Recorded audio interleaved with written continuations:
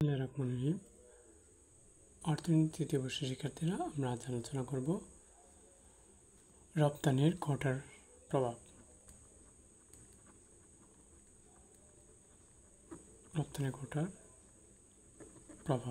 রপ্তানি কোটার ফলে কি হয় তা আমরা আলোচনা করব। তাহলে আমরা ভূমি অক্ষে নেব, লম্ব অক্ষে নেব। মূলবিন্দু px qx। এখন অভ্যন্তরীণ চাহিদা, অভ্যন্তরীণ যোগান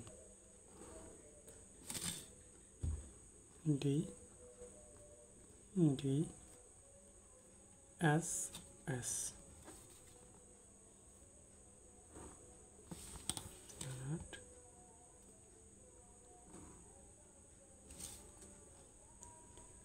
Not P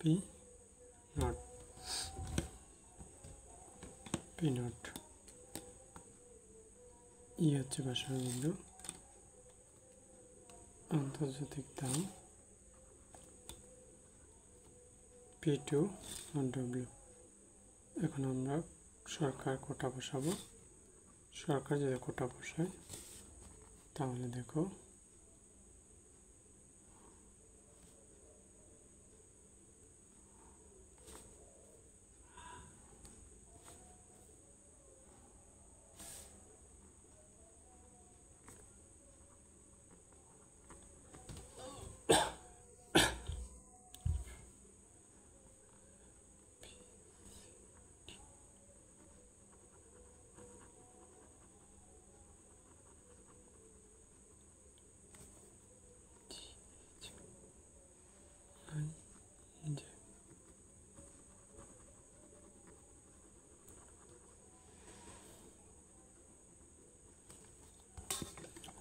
ভূমি অক্ষে রপ্তানি পরিমাণ এবং লম্ব অক্ষে রপ্তানি পণ্যের দাম ধরা হলো।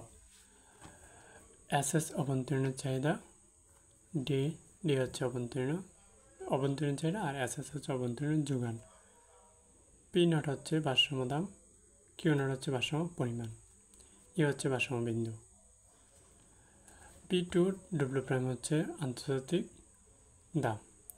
সরকার আন্তর্জাতিক দামে আমরা দেখি P1 W হচ্ছে সরকার কোটা আরোপ করলো। এক্ষেত্রে আমাদের ভোগের উৎপাদন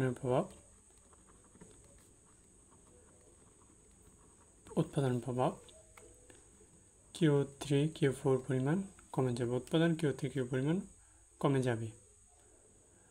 উৎপাদন মূল্য হচ্ছে Q3 Q4 IJ।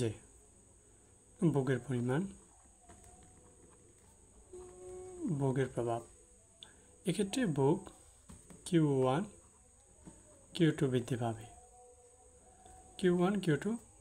পাবে। আগে ছিল 0 থেকে Q1, এখন Q2 পর্যন্ত Q1 Q2 বৃদ্ধি পাবে, যার মূল্য হচ্ছে Q1 Q2 এ বি পরিমাণ আছে। সরকার রাজস্ব কতটুকু? সরকার রাজস্ব হচ্ছে CBJG যে ভোগের প্রভাব। এখন বিনিয়োগের প্রভাব, রপ্তানির ক্ষেত্রে কি দেখা যায়? রপ্তানির ক্ষেত্রে Q1 Q4 থেকে কমে Q2 Q3 হয়ে যাচ্ছে। Q1 Q4 থেকে কমে Q2 Q3 পর্যন্ত হয়ে যাচ্ছে, যার বাজার মূল্য Q2 Q3 যে বি পরিমাণ, Q2 Q3 যে বি পরিমাণ। তো রপ্তানির পরিমাণ কমে যাচ্ছে। মৃত্যুবার করতে আমরা উদ্বৃত্তটা দেখব, কতটুকু উদ্বৃত্ত কমে যাচ্ছে। এখানে উদ্বৃত্ত কমে যাচ্ছে, মৃতবার হচ্ছে মৃতবার ক্ষতি হচ্ছে ভোক্তার মৃত্যুবার ক্ষতি ডিবিসি, অর্থাৎ ডিবিসি পরিমাণ উদ্বৃত্ত বৃদ্ধি পাচ্ছে। আর উৎপাদকের ক্ষেত্রে জি পরিমাণ